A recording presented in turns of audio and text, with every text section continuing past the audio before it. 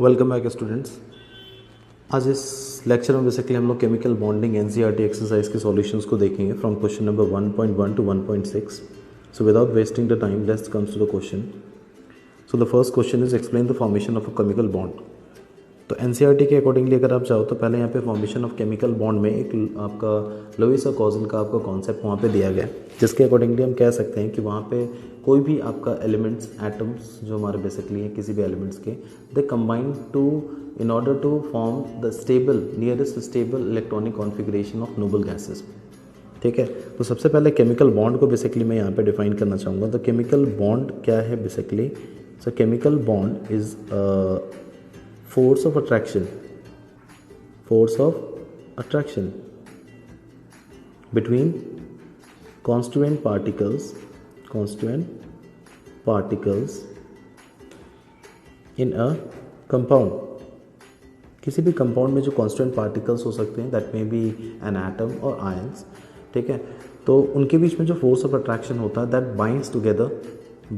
binds the atoms or constituent particles together in the molecule, that binds the particles together in the molecule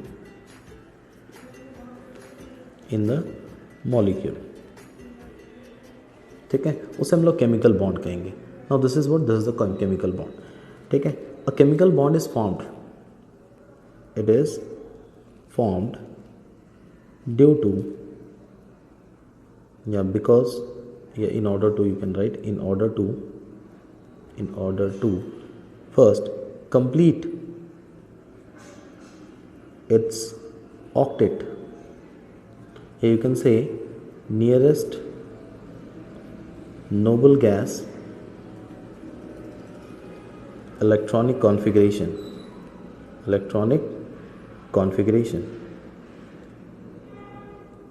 nearest noble gas के electronic configuration को, like hydrogen अपने helium यानी कि duplet का complete करता है, basically 2 electrons का अपने लास्ट सेल में कंप्लीट करना चाहेगा। बट अगर किसी और फ्लोरीन की बात करें तो वो हमारा 1 इलेक्ट्रॉन गेन करके नियॉन का कॉन्फिगरेशन गेन करना चाहेगा।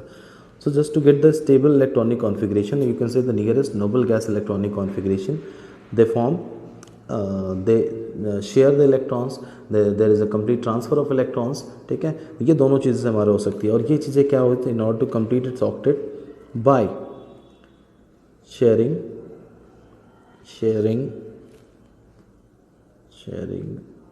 और कंप्लीट ट्रांसफर ऑफ इलेक्ट्रॉन्स। ठीक है, शेयरिंग करने से कोवलेंट बॉन्ड बनती है और कंप्लीट ट्रांसफर ऑफ इलेक्ट्रॉन से आयनिक बॉन्ड बनती है, where there is a formation of cation and anion in a molecule. Okay, तो पहली चीज़ तो ये होगी कि ये अपने ऑक्टेट को कंप्लीट करने के लिए, स्टेबल इलेक्ट्रॉनिक कॉन्फिगरेशन को गेन करने के लिए, या you can say the nearest noble gas electronic configuration को अटेन करने के लिए द शेयर द इलेक्ट्रॉन्स। ठीक है, या कंप्लीट ट्रांसफर ऑफ इलेक्ट्रॉन का हमारा वो बेसिकली वहाँ पे देखने को मिलेगा, ताकि वो अपना ऑक्टेट कंप्लीट कर सके, डुप्लेट कंप्लीट कर सके। दूसरी बात, during the formation of molecule,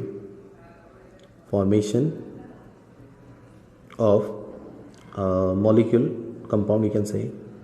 ठीक है, जब एक फॉर्मेशन कंपाउंड के फॉर्मेशन की बात आएगी, जब एटम्स अप्रोच करते हैं, this is according to the valence bond theory, this is according to the VBT valence bond theory, जहाँ पे आपको हाइड्रोजन मॉलिक्यूल का फॉर्मेशन इस चैप्टर में एक्सप्लेन किया गया है। और उसमें एक बेसिकली ग्राफ के थ्रू उस चीज़ को हम समझ सकते हैं। If you plot a graph between the potential energy and the interatomic separation, ठीक है, तो you will be able to see जब हाइड्रोजन 2 एटम्स के बीच में जब सेपरेशन काफ़ी ज़्यादा होता है, लगभग 300 पिकोमीटर से ज़्यादा, तो ये हमारा लगभग पोटेंशियल एनर्जी ये 0 की लाइन है। सो लगभग हमारा पोटेंशियल एनर्जी 0 के बराबर है। So as they are approaching, जैसे जैसे वो अप्रोच हो रहा है 150 के आसपास, तो धीरे धीरे पोटेंशियल एनर्जी डिक्रीज होती है एंड इट बिकम्स नेगेटिव। ये हमारा आपका मैक्सिमम नेगेटिव, जिस पॉइंट पे हमारा आपका मैक्सिमम नेगेटिव हो रहा है, उस पॉइंट पे हम कह सकते हैं कि यहाँ पे सबसे ज़्यादा पोटेंशियल एनर्जी हमारी आपकी नेगेटिव है and there will be formation of chemical bond between the atoms in a molecule. ठीक है, पोटेंशियल एनर्जी पहले डिक्रीज होना स्टार्ट करती है धीरे धीरे, उसके बाद when it attains the maximum negative potential energy, वहाँ पे केमिकल बॉन्ड का फॉर्मेशन हो जाएगा। तो वही चीज़ हम कह रहे हैं, during the formation of a chemical bond, जब हमारा केमिकल बॉन्ड का फॉर्मेशन होता है, there is a decrease in potential energy, there is a decrease in potential energy, या there is a decrease in energy of the system, What is the system? Two or more than two particles, interacting particles may constitute a system. यहाँ पे दो interacting particles क्या थे? दो hydrogen के atom जिनके बीच में इंट्रैक्शन हो रहा था और वो एक सिस्टम का फॉर्मेशन कर रहे हैं, ठीक है. So there is a decrease in energy of the system and hence that increases the stability. जितनी ज़्यादा पोटेंशियल एनर्जी डिक्रीज होगी उतनी ज़्यादा उसकी स्टेबिलिटी इंक्रीज होती चली जाएगी. फर्दर, ये तो मैंने एक थ्योरी के सिर्फ आपको पॉइंट ऑफ व्यू को लेके चला यहाँ पे मैं, वैलेंस बॉन्ड थ्योरी. और भी थ्योरीज हैं जहाँ पे आपको इलेक्ट्रॉनिक कॉन्सेप्ट की थ्रू आपने कहा, इलेक्ट्रॉनिक थ्योरीज हमारी हो गई, ठीक है, वीबी थ्योरी हो गई, मॉलिक्यूलर ऑर्बिटल थ्योरी वो भी है. वो सब ऐसे कई सारी थ्योरीज हैं दैट एक्चुअली एक्सप्लेन कि क्यों केमिकल बॉन्ड का फॉर्मेशन होता है between the atoms of the elements in a molecule या किसी कंपाउंड में, ठीक है. वो सारी चीज़ें इसे एक्सप्लेन कर सकती हैं, राइट. तो मेन चीज़ है हमारा आपका ऑक्टेट की आप बात कर सकते हैं, दूसरा आप पोटेंशियल एनर्जी वीबी थ्योरी के ग्राफ के थ्रू बात कर सकते हैं. Okay, so now moving to the next question. The next question is draw the Lewis dot structure for the atoms of different element. This is very simple, सबसे simple question हमारा. Lewis dot structure में basically हम लोग करते क्या है, Lewis dot structure में हम लोग एलिमेंट्स के लास्ट सेल के इलेक्ट्रॉन्स को सिर्फ डॉट से या क्रॉस से हम लोग रिप्रेजेंट करते हैं. तो magnesium, sodium, boron, oxygen, nitrogen and bromine, इनके वैलेंस इलेक्ट्रॉन की अगर बात की जाए तो लास्ट सेल में इनके इलेक्ट्रॉन्स कितने. मैग्नीशियम के लास्ट सेल में 2 इलेक्ट्रॉन्स होते हैं, atomic number 12, 2, 8 and 2. So last shell में सिर्फ 2 इलेक्ट्रॉन्स होते हैं. सोडियम के लास्ट सेल में 2, 8 and 1 electronic configuration, last shell में 1 इलेक्ट्रॉन होता है. बोरॉन एटॉमिक नंबर 5, तो 2 एंड 3 लास्ट सेल में 3 इलेक्ट्रॉन है. Oxygen atomic number 8, 2 and 6 last shell में 6 इलेक्ट्रॉन्स है. Nitrogen atomic number 7, last shell में 5 इलेक्ट्रॉन्स हैं. ब्रोमीन एटॉमिक नंबर हमारा आपका 35 और लास्ट सेल में आपके जो है ना यहाँ पे कितने 7 इलेक्ट्रॉन्स होते हैं. सभी हेलोजन के लास्ट सेल में आपके जो है ना 7 इलेक्ट्रॉन्स होंगे. सो अगर इनका आप लुईस डॉट स्ट्रक्चर सिंबल बनाते हैं, सो लुईस डॉट सिंबल बस इतना है कि लास्ट सेल के इलेक्ट्रॉन्स को आप डॉट से रिप्रेजेंट कर दो. तो इसके लास्ट सेल में 2 इलेक्ट्रॉन्स है, आप इसे 2 इलेक्ट्रॉन से रिप्रेजेंट कर दें. सोडियम के लास्ट सेल में 1 इलेक्ट्रॉन है, 1 इलेक्ट्रॉन से रिप्रेजेंट कर दो. बोरॉन के लास्ट सेल में 3 इलेक्ट्रॉन है, तो आप उसे 3 इलेक्ट्रॉन से ऐसे शो कर दें, ठीक है. ऑक्सीजन के लास्ट सेल में 6 इलेक्ट्रॉन्स है, तो आप 6 इलेक्ट्रॉन्स 3 लोन पेयर के थ्रू ऐसे शो कर दें. नाइट्रोजन के लास्ट सेल में 5 इलेक्ट्रॉन्स हैं, 2, 2, 4 और 1 5 इलेक्ट्रॉन्स, ये हो गया. ब्रोमीन के लास्ट सेल में 7 इलेक्ट्रॉन्स हैं, हेलोजन फैमिली से बिलोंग करता है, सॉरी ब्रोमीन. तो 2 and 2 and 2 and this is 1.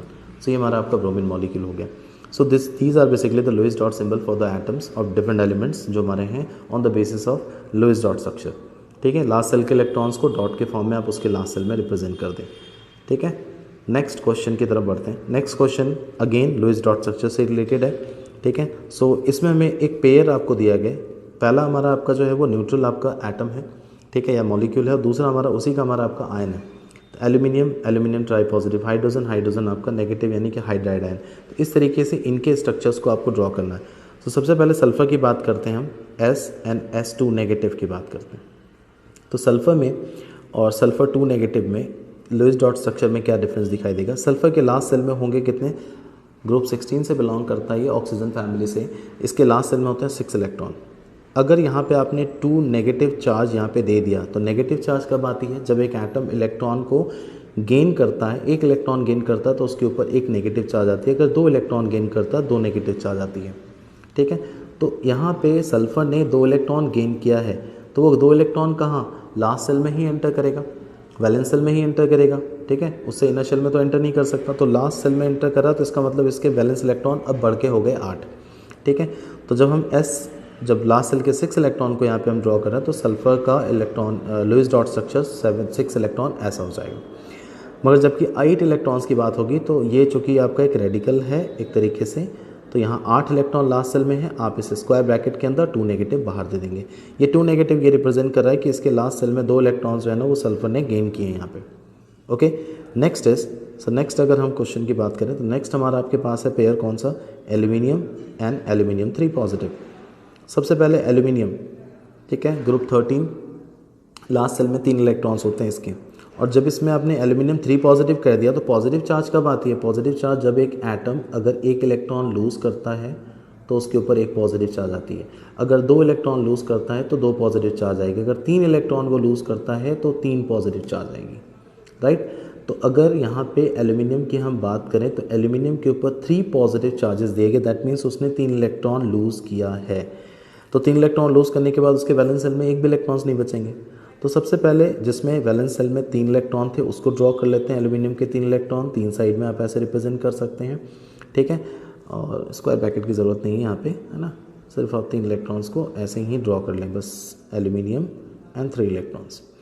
Al3 positive में, ठीक है, एक भी इलेक्ट्रॉन नहीं है, तीनों इलेक्ट्रॉन उसने लूज़ कर दिया, तो आपको इसे स्क्वायर ब्रैकेट के अंदर बाहर में 3 पॉजिटिव, एक भी इलेक्ट्रॉन लास्ट सेल में आप नहीं बनाएंगे, ठीक है, 3 पॉजिटिव चार्ज के साथ। Moving to the last one which is hydrogen and hydride ion H negative ion. So hydrogen के लास्ट सेल में वैलेंस इलेक्ट्रॉन होता है 1, तो हाइड्रोजन को सिर्फ हम ऐसे डॉट से, एक डॉट से रिप्रेजेंट कर सकते हैं। जब इसने एक नेगेटिव दे दिया तो इसका मतलब अब इसके लास्ट सेल में 2 इलेक्ट्रॉन हो गए, एक था और एक इसने एक्स्ट्रा गेन किया नेगेटिव की वजह से। So that means 2 electron hydrogen के लास्ट सेल में हो चुके हैं, तो मैं इसे स्क्वायर ब्रैकेट के अंदर एक नेगेटिव बाहर रिप्रेजेंट कर दूंगा। So this is the hydride ion, ठीक है, simple. Moving to the next question. Next question में आता है यहाँ पे कुछ आपके लुईस डॉट स्ट्रक्चर बनाने कुछ मॉलिक्यूल्स के या आयंस के। लाइक जैसे पहला आपका मॉलिक्यूल है, first is H2S, hydrogen sulphide. Very simple, hydrogen sulphide में सेंट्रल एटम है सल्फर और पेरिफेरल एटम है 2 हाइड्रोजन के एटम। तो सल्फर के लास्ट सेल में होते हैं 6 इलेक्ट्रॉन और 2 हाइड्रोजन आपके जो पेरिफेरल एटम्स हैं 2 साइड में आप बना सकते हैं, जिसके एक एक इलेक्ट्रॉन को, हाइड्रोजन के लास्ट सेल में 1 इलेक्ट्रॉन होता है, हम उसके एक एक इलेक्ट्रॉन को क्रॉस से रिप्रेजेंट करते हैं। तो हाइड्रोजन ने अपना डुप्लेट कंप्लीट कर लिया, दोनों हाइड्रोजन ने अपना डुप्लेट कंप्लीट कर लिया और सल्फर ने अपना ऑक्टेट कंप्लीट कर लिया, तो ये इसका लुईस डॉट स्ट्रक्चर हो जाएगा। But according to the VSEPR theory ये इसका स्ट्रक्चर एक्चुअल स्ट्रक्चर नहीं है। यहाँ पे 2 बॉन्ड की फॉर्मेशन हो रही है हाइड्रोजन के पास और इसके साथ इसके पास 2 लोन पेयर इलेक्ट्रॉन्स भी हैं। आप इसे जो आप 2 लोन पेयर इलेक्ट्रॉन्स इसे कह रहे हैं, ये एक लोन पेयर इलेक्ट्रॉन है, ये 2 लोन पेयर इलेक्ट्रॉन है। तो जब इसके कॉम्बिनेशन की बात आएगी, यानी कि इसके फॉर्मेशन की बात आएगी, हाइब्रिडाइजेशन की बात आएगी, तो वेस्पर थ्योरी के अकॉर्डिंगली और हाइब्रिडाइजेशन के अकॉर्डिंगली कहा जाए तो इसका अरेंजमेंट होगा टेट्राहेड्रल।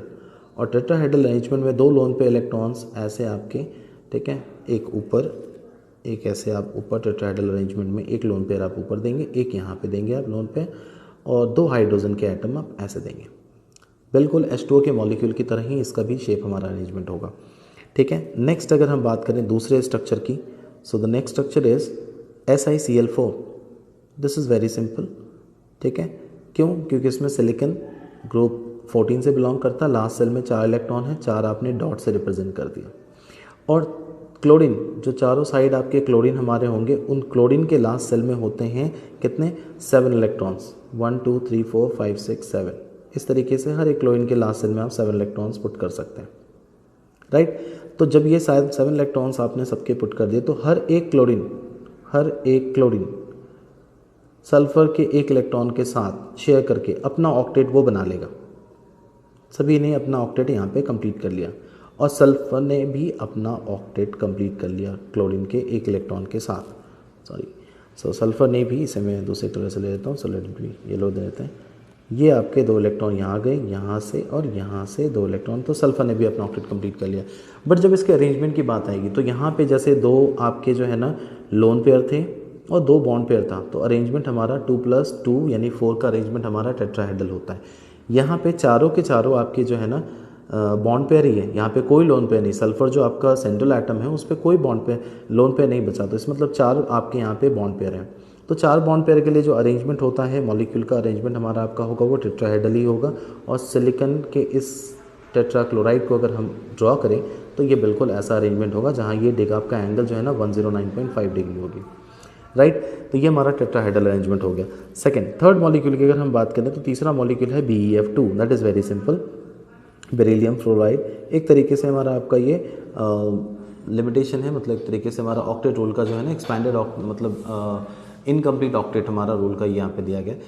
बेरिलियम फ्लोराइड जो है ना, इसमें बेरिलियम सेंट्रल एटम है, फ्लोरीन पेरिफेरल एटम है। बेरिलियम अपना ऑक्टेट नहीं कंप्लीट कर पाता, ठीक है। तो एक तरीके से ऑक्टेट रूल का ये हमारा आपका ड्रॉबैक है। देखिए इस मॉलिक्यूल को, बेरिलियम के लास्ट सेल में एटॉमिक नंबर होता है बेरिलियम का 4 और लास्ट सेल में 2 इलेक्ट्रॉन्स होते हैं, 2 and 2। सेकेंड सेल में 2 इलेक्ट्रॉन होंगे। फ्लोरीन के लास्ट सेल में 7 इलेक्ट्रॉन्स होते हैं, 2 फ्लोरीन हैं, दोनों आपके जो है ना 2 साइड में आप यहाँ पे ड्रॉ कर दें, ठीक है, 2 फ्लोरीन के एटम्स को, और दोनों ही फ्लोरीन के एटम्स अपना ऑक्टेट कंप्लीट कर लेंगे, ठीक, वो अपना ऑक्टेट हमारा क्लियरली कंप्लीट कर लेंगे। बट बेरिलियम जो है ना अपना ऑक्टेट नहीं कंप्लीट कर पाता, वो अपने लास्ट सेल में सिर्फ 4 electrons complete, so it's a kind of incomplete octet, ये हमारा इनकम्प्लीट ऑक्टेट है, ठीक है। और इसका शेप अगर कहो तो इसका शेप हमारा लीनियर ही होगा, उसमें कोई आपको अलग से कोई ये हमारा अरेंजमेंट नहीं दिखा है, क्योंकि कोई बॉन्ड पेयर नहीं है, लोन पेयर नहीं है, सिर्फ और सिर्फ 2 बॉन्ड पेयर है, ठीक है, कोई लोन पेयर नहीं है, सिर्फ 2 बॉन्ड पेयर हमारे। चलिए नेक्स्ट मॉलिक्यूल की तरफ बढ़ते हैं। नेक्स्ट मॉलिक्यूल हमारा कौन सा है? Next molecule is actually carbonate ion, CO3 2 negative ion. CO3 2 negative ion को अगर हम ड्रॉ करें तो कार्बन सेंट्रल एटम है और 3 ऑक्सीजन के एटम है, 3 ऑक्सीजन के एटम, ठीक है। तो मैं डॉट स्ट्रक्चर को आप ड्रॉ कर रहे हैं, इलेक्ट्रॉन्स को ड्रॉ करने की, बॉन्ड को ड्रॉ करने की ज़रूरत नहीं है। तो जब आप इसके स्ट्रक्चर देखें तो कार्बन के लास्ट सेल में होते हैं कितने? 4 इलेक्ट्रॉन, ठीक है। 4 इलेक्ट्रॉन में से 2 इलेक्ट्रॉन तो ये 2 ऑक्सीजन के साथ हमारा एक ऑक्सीजन के साथ शेयर कर लेगा। हर एक ऑक्सीजन के लास्ट सेल में 6 इलेक्ट्रॉन होंगे, ठीक है, हर एक ऑक्सीजन के लास्ट सेल में 6 इलेक्ट्रॉन्स होंगे। मगर चूँकि यहाँ पे आपने 2 नेगेटिव चार्ज कहा है टोटल, ये ओवरऑल 2 नेगेटिव चार्ज जो है ना 2 ऑक्सीजन एटम्स के ऊपर होते हैं, 2 ऑक्सीजन एटम्स के ऊपर होते हैं। तो लुईस डॉट स्ट्रक्चर जिस तरीके से ड्रॉ किया जाता है, अगर उसके रूल्स को आप फॉलो करें, बनाने का तरीका सीखा आपने, तो आप इसके स्ट्रक्चर को आप बना सकते हैं। सो दोनों अपने ऑक्सीजन के पास ये 7 इलेक्ट्रॉन्स होंगे। आप इनके लास्ट सेल में काउंट करें तो मैंने 7 इलेक्ट्रॉन ड्रॉ किया है और ये 1 इलेक्ट्रॉन कार्बन के साथ शेयर करके अपना ऑक्टेट कंप्लीट कर लेगा। ये भी अपना ऑक्टेट 1 इलेक्ट्रॉन शेयर करके कंप्लीट कर लेगा और कार्बन ने भी अपना ऑक्टेट कंप्लीट कर लिया। तो 2 जो नेगेटिव चार्जेस हैं वो actually as a formal charge है, एक ऑक्सीजन के ऊपर और दूसरे ऑक्सीजन के ऊपर। अगर मैं बाहर 2 नेगेटिव दे रहा हूँ तो अंदर देने की कोई ज़रूरत नहीं है, ठीक है। ये हमारा आपका कार्बोनेट आयन का आपका स्ट्रक्चर हो गया। सो लास्ट स्ट्रक्चर की अगर हम बात करें, ये हमारा आपका फॉर्मिक एसिड है SCOH, और इसका स्ट्रक्चर तो बड़ा सिंपल है, ये आपने 10th में भी पढ़ा है। मैं इस स्ट्रक्चर को यहाँ पे ड्रॉ कर देता हूँ, ठीक है, इसी पेज में ऊपर बॉटम टॉप की तरफ देखिए। सो हाइड्रोजन, ठीक है, कार्बन, हाइड्रोजन के लास्ट सेल में आपको पता है 1 ही इलेक्ट्रॉन होता है, फिर कार्बन, फिर डबल बॉन्डेड ऑक्सीजन होता है। तो ऑक्सीजन के लास्ट सेल में 6 इलेक्ट्रॉन्स हैं, आप उसे ऐसे रिप्रेजेंट कर दें। कार्बन का 1 इलेक्ट्रॉन ये रहा, दूसरा इलेक्ट्रॉन ये रहा, तीसरा यहाँ मैंने ड्रॉ किया है, फिर ऑक्सीजन एक और ये रहा क्रॉस, 6 इलेक्ट्रॉन्स हैं, 4 इधर 2 इधर मैंने दे दिए, और लास्ट हाइड्रोजन को मैं फिर डॉट से रिप्रेजेंट कर रहा हूँ, ठीक है। तो यहाँ पे हर एक हाइड्रोजन ने अपना डुप्लेट बना लिया है,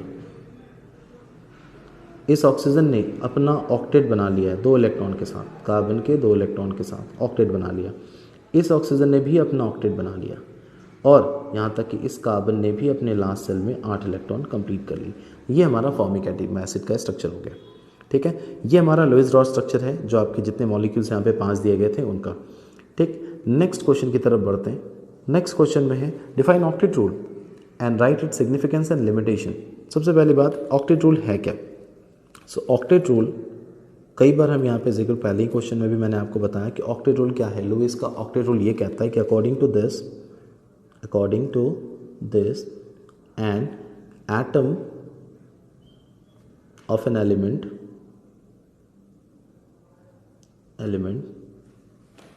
has the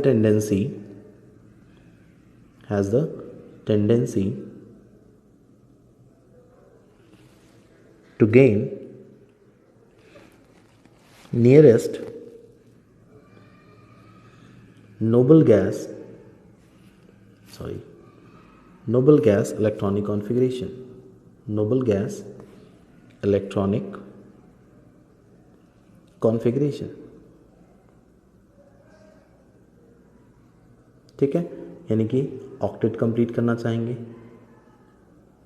या तो डुप्लेट कंप्लीट करना चाहेंगे। जैसे हाइड्रोजन आपका डुप्लेट कंप्लीट करता है, तो nearest noble gas electronic configuration वो अटेन करना चाहेंगे, that is called Lewis octet rule.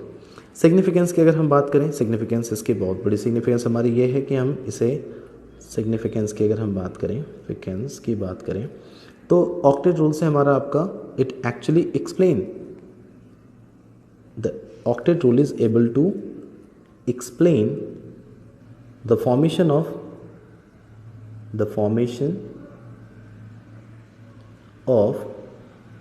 Most of the compounds, most of the compounds, मैं नहीं कह रहा कि हर एक कंपाउंड का ये आपको फॉर्मेशन किस तरीके से हो रहा है ऑक्टेट आर्ट कंप्लीट करके ही होगा ये एक्सप्लेन कर देगा, नहीं। आप यहाँ पे ऑक्टेट के हमारे आपके एक्सपैंडेड ऑक्टेट भी देखेंगे, आप देखेंगे यहाँ पे हमें ऑक्टेट के कुछ ऑक्टेट रूल्स के कुछ ड्रॉबैक्स हैं, ठीक है। उन ड्रॉबैक्स में आपको देखने को मिलता है कुछ ऐसे मॉलिक्यूल हैं जो इनकम्प्लीट ऑक्टेट बनाते हैं। जैसे अभी आपने एग्जाम्पल पीछे ही देखा था बेरिलियम फ्लोराइड का, सेंट्रल एटम बेरिलियम जो है ना अपने लास्ट सेल में सिर्फ 4 इलेक्ट्रॉन्स को यहाँ पे कंप्लीट कर पाता है, तो इसने अपने ऑक्टेट को कंप्लीट नहीं किया, दैट मीन्स कि ये मॉलिक्यूल हमारा आपका इनकम्प्लीट ऑक्टेट बना रहा है, बट स्टिल स्टेबल है, ठीक है।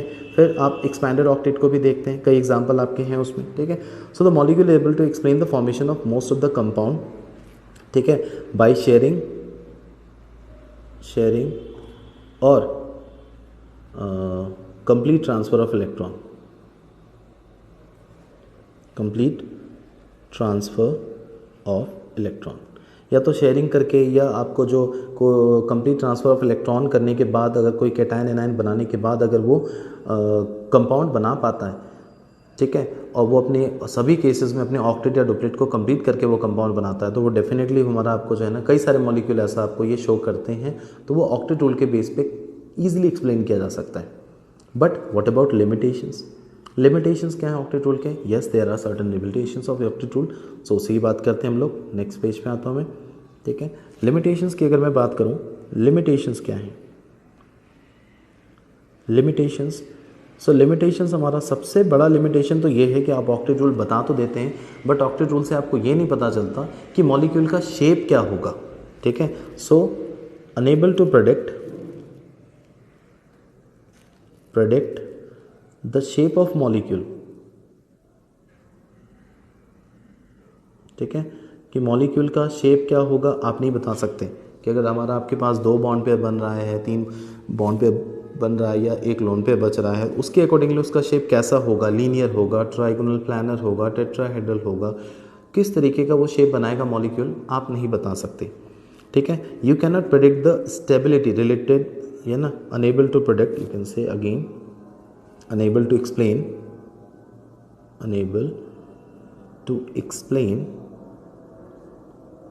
the relative stability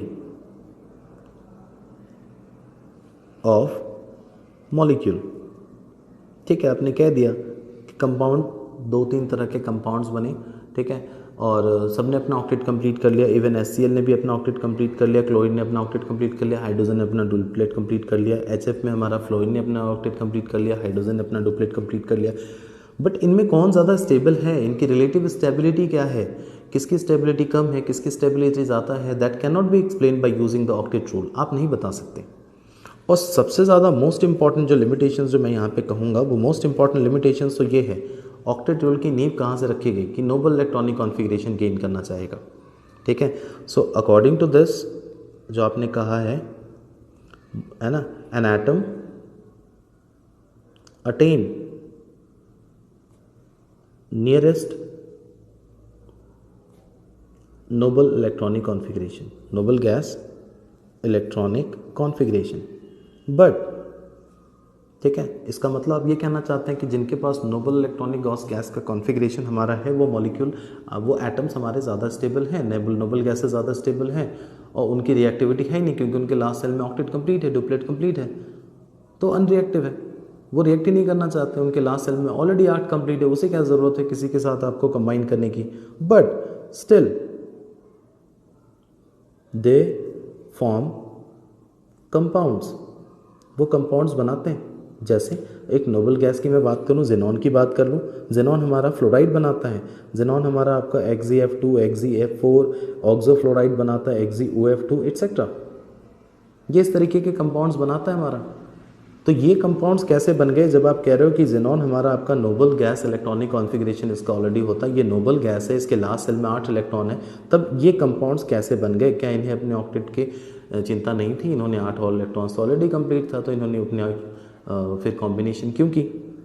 सो तो इस वजह से हम कह रहे हैं कि हमारा यहाँ पे एक तरीके से ये पूरी तरह से ये जो मॉलिक्यूल्स आपका जो बना ना, वो डायरेक्टली ऑक्टेट रूल को चैलेंज कर रहा है एक तरीके से, कि 8 इलेक्ट्रॉन्स हमारा आपका, कैसे आप कह रहे हो कि 8 इलेक्ट्रॉन है तो वो मॉलिक्यूल स्टेबल ही होगा, ठीक है। ये एक सबसे बड़ी लिमिटेशन है, ओके, नेक्स्ट क्वेश्चन की तरफ बढ़ते हैं। ये सारे लिमिटेशंस की बात हो गई हमारे आपके ऑक्टेट रूल की, कि हमारा मॉलिक्यूल का शेप नहीं बता सकता, रिलेटिव स्टेबिलिटी नहीं बता सकते आप इससे कि कौन ज़्यादा स्टेबल है HCl एंड HF मॉलिक्यूल में से। और अगर आप कहते हैं कि ऑक्टेट रूल के अकॉर्डिंगली मॉलिक्यूल अगर एक stable electronic configuration noble gas का कॉन्फिगरेशन लाना चाहता भी है, तो जो नियरेस्ट नोबल गैस का कॉन्फिगरेशन वाला आपका एटम है वो खुद भी कंबाइन कर रहा है, वो खुद भी कंपाउंड्स बना रहे हैं, जबकि उनको ज़रूरत ही नहीं, उनका ऑक्टेट कंप्लीट है, but still they are forming compounds.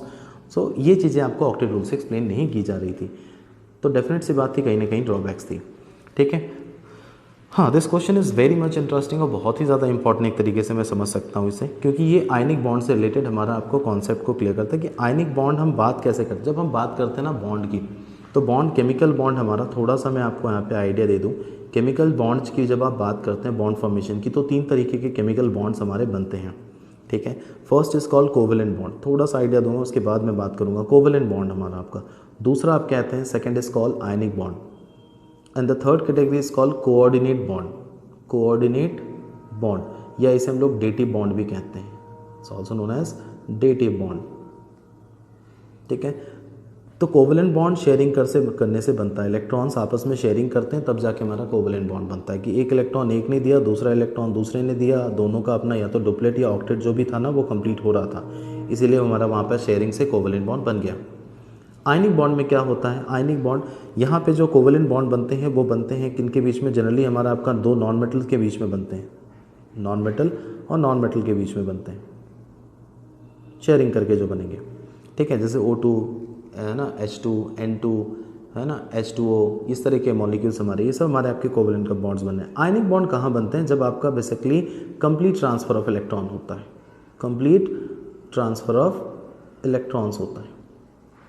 ठीक है, तो जब एक ने इलेक्ट्रॉन कंप्लीटली ट्रांसफ़र कर दिया, एक ने दूसरे को दे दिया, तो उसकी वजह से उसके ऊपर पॉजिटिव चार्ज और दूसरे के ऊपर नेगेटिव चार्ज आ गई, तब जो इनके बीच में एक इंट्रैक्शन हमारा आपका यहाँ पे बन रहा है, एक पॉजिटिव एक कैटायन और एक एनायन के बीच में, यहाँ जो बॉन्ड बनेगी ये हमारा आपका आयनिक बॉन्ड होगी।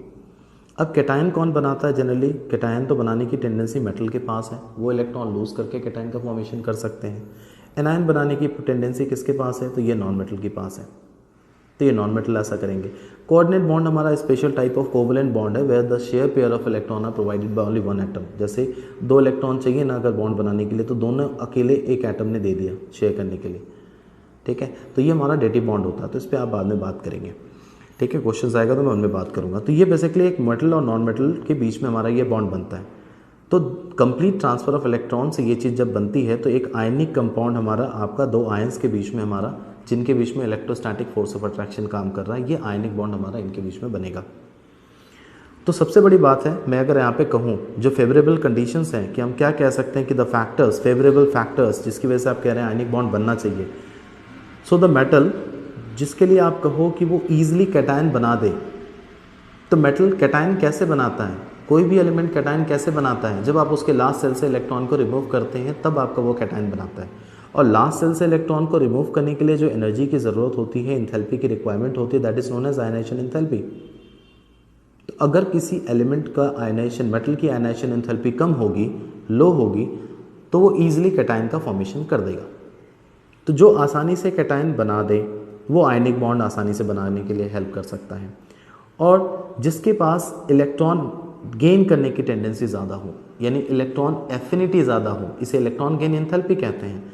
तो जिसके पास इलेक्ट्रॉन एफिनिटी ज़्यादा है या इलेक्ट्रॉन गेन एंथैल्पी ज़्यादा है, वो आपको फिर से वापस आपको हेल्प कर सकता है, मतलब फेवर कर सकता है आयनिक बॉन्ड के formation.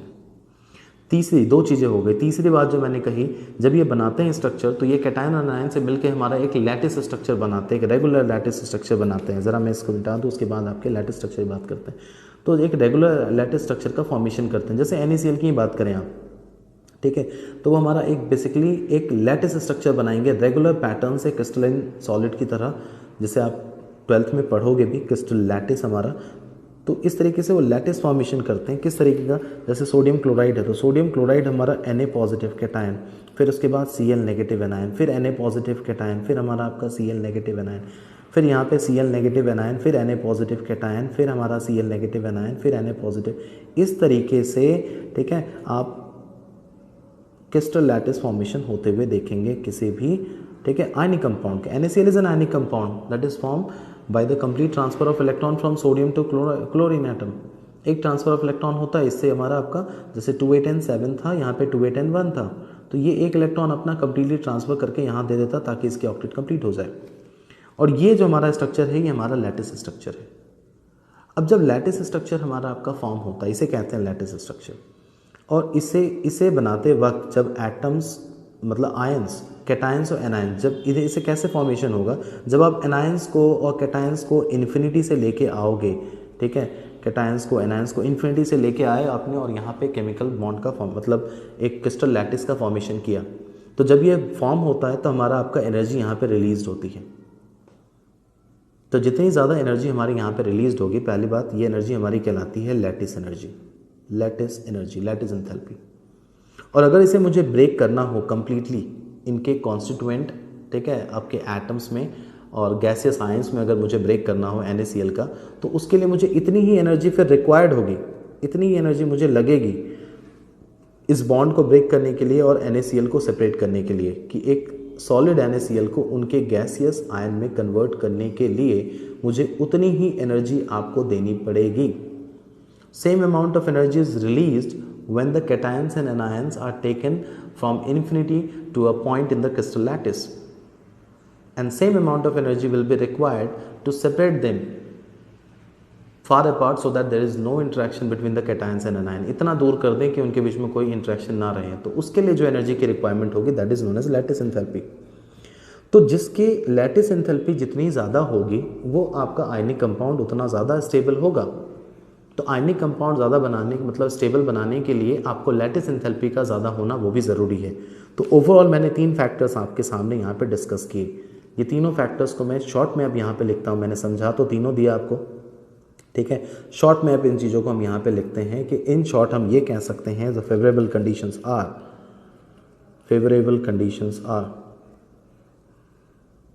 Favourable factors for the formation of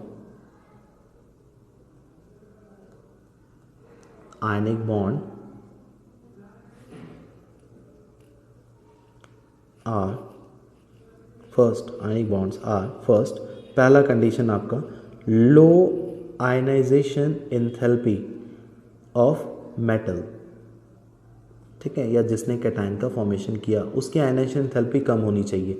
जितनी कम आयनाइजेशन एंथैल्पी होगी उतना ज़्यादा वो हमारा स्टेबल आयनिक बॉन्ड बना पाएगा। सेकेंड, हाई इलेक्ट्रॉन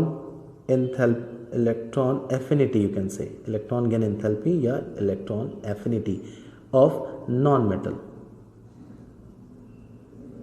उनके पास इलेक्ट्रॉन को, ठीक है, अपनी तरफ मतलब इलेक्ट्रॉन को गेन करने की टेंडेंसी वो हमारी आपकी ज़्यादा हो, ठीक है। तो ये हमारा जनरली एनायंस की टेंडेंसी हमारी होगी, ओके। एंड तीसरी चीज़ जो मैंने कही है high lattice enthalpy, lattice enthalpy, ये हमारा आपका तीसरा कंडीशन है जिसकी वजह से हम कह सकते हैं कि जो हमारा आयनिक बॉन्ड बनेगा वो हमारा स्ट्रॉन्गर बनेगा। तो अगर कोई भी आयनिक कंपाउंड अगर हमारा ये 3 फेवरेबल कंडीशंस को, ठीक है, अगर सेटिस्फाई करता है कि उसकी मेटल की आयनाइजेशन एंथैल्पी कम है, इलेक्ट्रॉन एफिनिटी नॉन मेटल की ज़्यादा है और लैटिस एंथैल्पी जो लैटिस फॉर्मेशन करते वक्त ज़्यादा एनर्जी रिलीज़ हुई, या उन्हीं कैटायंस और आयंस को जब आप सेपरेट करते हैं तो आपको बहुत ज़्यादा एनर्जी लगती है, तो उस समय जो हमारा आपका आयनिक कंपाउंड बनेगा दैट विल बी स्टेबल, और आप कह सकते हैं ज़्यादा स्ट्रॉन्गर आयनिक बॉन्ड का फॉर्मेशन होगा। So this is all about this chapter. Next अब लेक्चर में हम लोग जो है बेसिकली इसके आगे के क्वेश्चंस को सॉल्व करेंगे 1.6 से लेके। Till then thank you, bye.